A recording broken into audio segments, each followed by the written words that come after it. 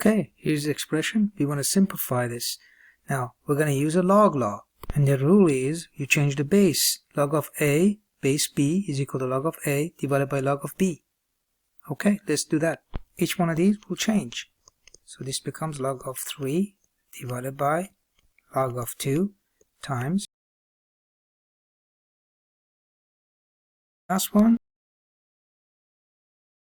Now you can divide. Log of 3 divided by log of 3 is 1. Log of 4 divided by log of 4 is 1. Log of 5, so we can go on top. Okay, and each one of them, log of 6 divided by log of 6 is 1. Log of 7 divided by log of 7 is 1.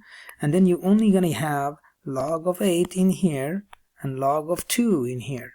We will get log of 8 divided by log of 2. Base 2 changes to and becomes 3.